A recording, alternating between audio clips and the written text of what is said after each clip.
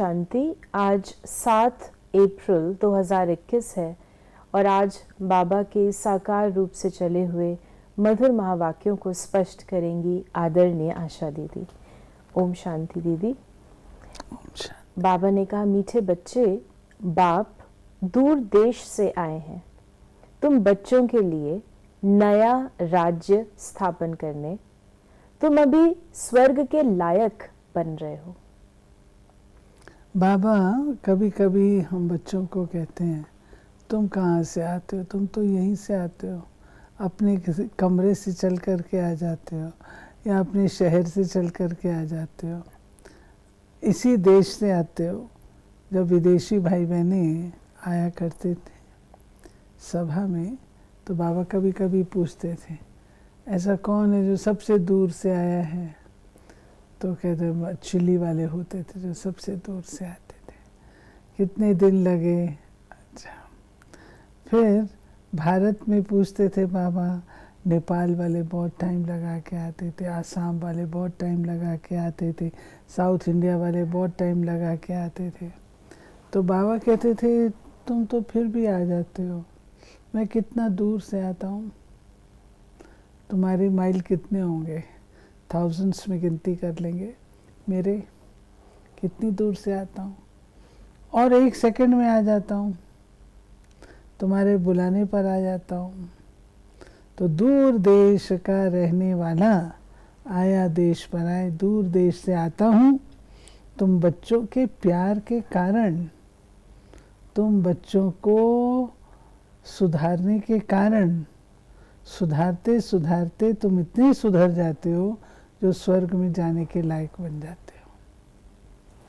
प्रश्न है, जिन बच्चों का शिव बाबा में अटूट निश्चय है, उनकी निशानी क्या होगी?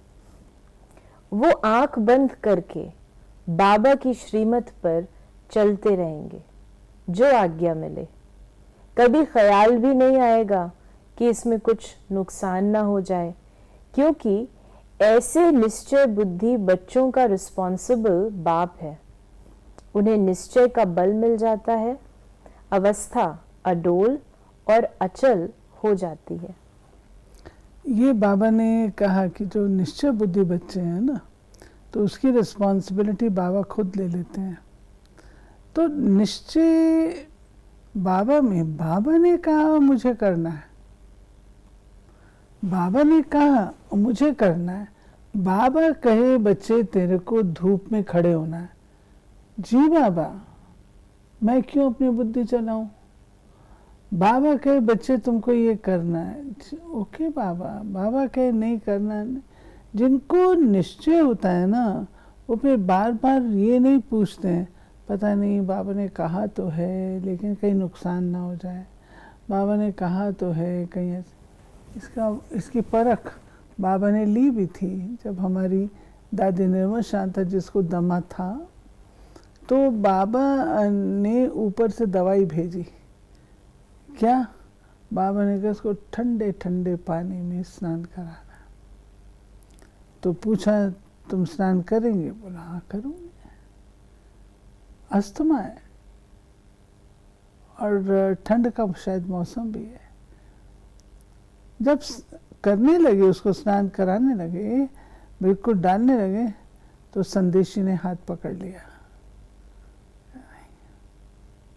तो बाबा ने परीक्षा ली, उस परीक्षा में वो पास हुई। ऐसे एक नहीं, अनेकों एग्जाम्पल्स हैं।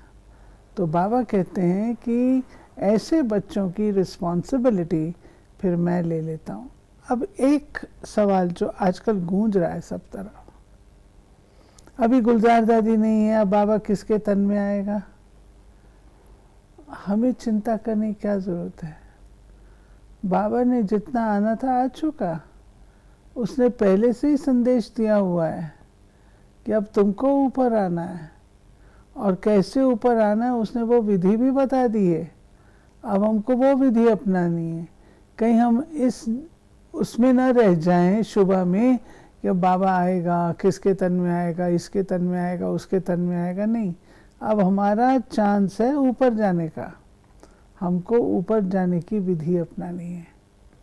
उस चक्कर में ना हम रहें कि बाबा आएगा, किसके तन में आएगा, वो देखते रहें। अच्छा, फिर इंटरेस्टिंग बात ये है, ये सब्जेक्ट आपका तो नहीं है ना, सारी दुनिया का कल्याण करने का ठेका आपका तो उसका है ना, वो करेगा जो उसको करना होगा करेगा।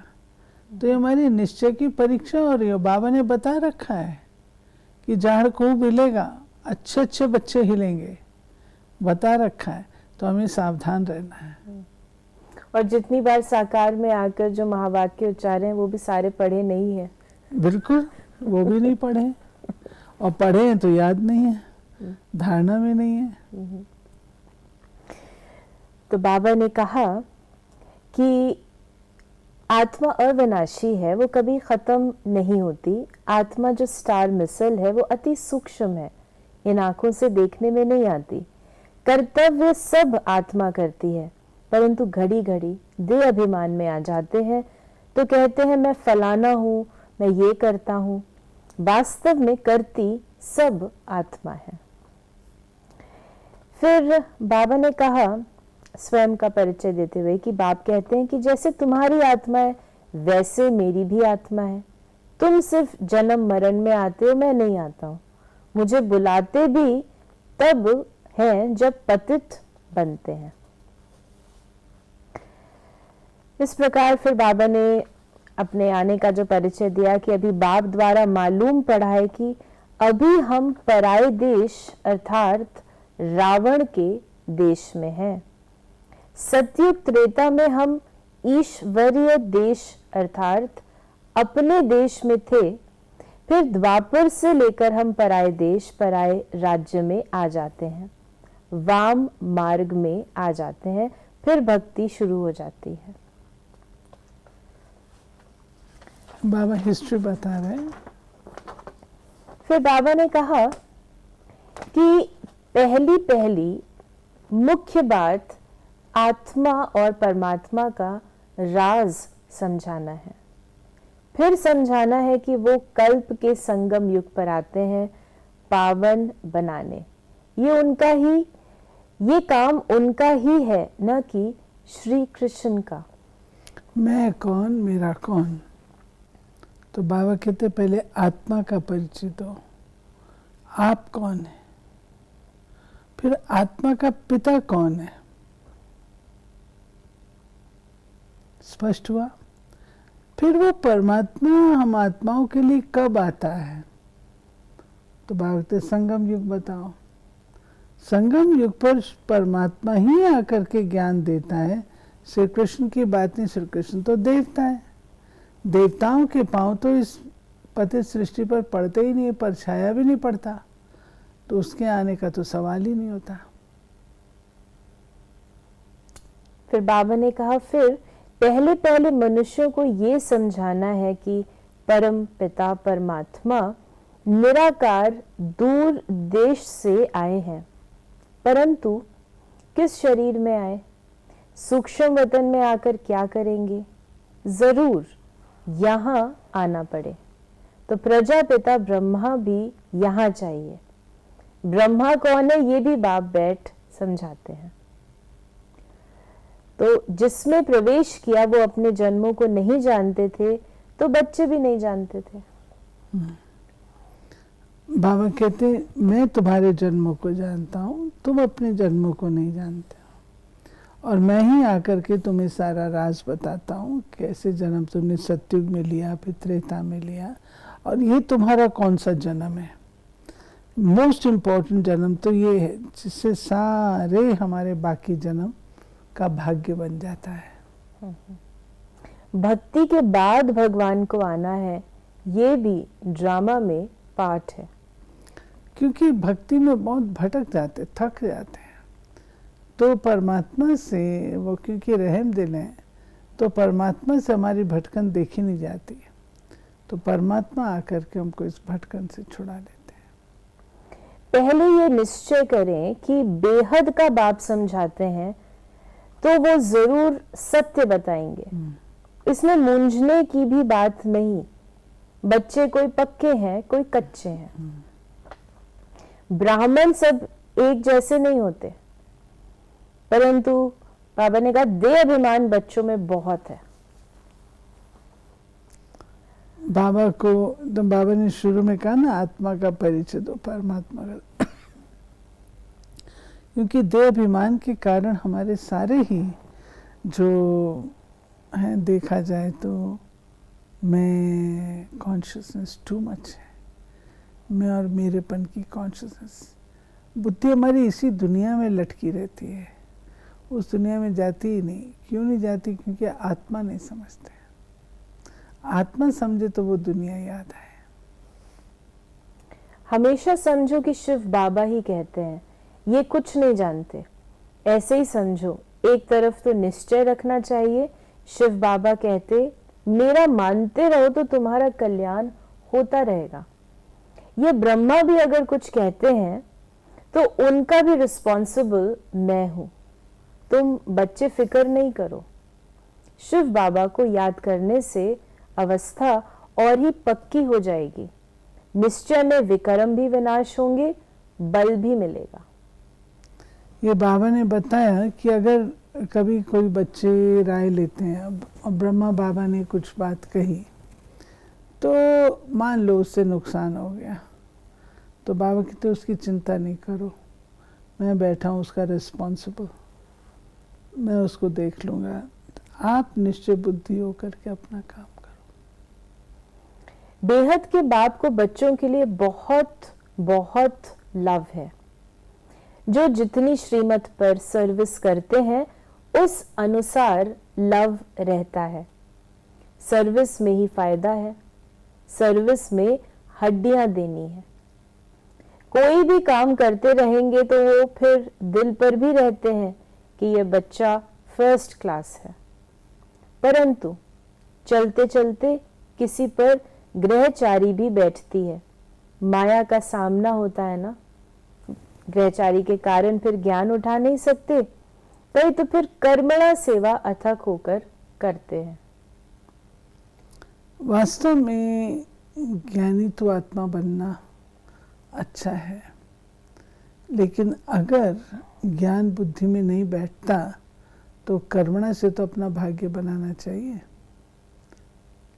बाबा को ज्ञानी तो आत्मा पसंद है, ऐसे नहीं है कि कर्मणा वाले पसंद नहीं है, वो भी पसंद है, लेकिन बाबा कहते ज्ञान जरूर सुनाना चाहिए। क्योंकि जब ज्ञान होता है तो अवस्था ठीक रहती है। कर्मणा करते करते और अगर ज्ञान ना हो तो व्यक्ति कभी ऊब जाता है। तो कैसे आत्मा में 84 जन्मों का पाठ भरा हुआ है, जो अविनाशी पाठ है, कभी बदलने का नहीं है, ड्रामा में नुंधा है। ये निश्चय वाला कभी हिलेगा नहीं। बहुत हिल जाते हैं। पिछाड़ी में जब भंबोर को आग लगेगी तब अचल बन जाएंगे। जब सामने देखेंगे ना विनाश हो रहा है तो उस समय लगन में आ जाएंगे, एकाग्र हो जाएंगे। जब तक देखते नहीं आंखों से तब तक अलबेले रहते हैं। आज का वरदान है, सहज योग को नेचर और नेचुरल बनाने वाले हर सब्जेक्ट में परफेक्ट भव। जैसे बाप के बच्चे हो, इसमें कोई परसेंटेज नहीं है। ऐसे निरंतर सहज योगी व योगी बनने की स्टेज में अब परसेंटेज खत्म होनी चाहिए। नेचुरल और नेचर हो जानी चाहिए। जैसे कोई की विशेष नेचर होती है, उस नेचर के वश न चाहते भी चलते रहते हैं। ऐसे ये भी नेचर बन जाए। क्या करूं, कैसे करूं, कैसे योग लगाऊं, ये बातें खत्म हो जाएं तो हर सब्जेक्ट में परफेक्ट बन जाएंगे। परफेक्ट अर्थात इफेक्ट और डिफेक्ट से परे। ये बाबा कहता है क्या क्यों, ये सब जो है 5 द्वार हैं ये माया के, उनसे अपने इन द्वारों को बंद करो तो फिर जो इफेक्ट और डिफेक्ट है उससे परे हो जाएंगे, परफेक्ट बन जाएंगे। स्लोगन है आज का, सहन करना है तो खुशी से करो, मजबूरी से नहीं। मैं सहन कर रही हूँ, सहन कर रही हूँ, मैं बहुत सहन, तो सहन कर ही नहीं रही हूँ। करना है खुशी खुशी करो, मजबूरी से क्यों करते हो। तो ये थे बाबा के आज के महावाक्यों का स्पष्टीकरण। यदि आपके मन में कोई सवाल है तो आप उसे मैसेज या व्हाट्सएप कर सकते हैं 8826599309 पर। ओम शांति।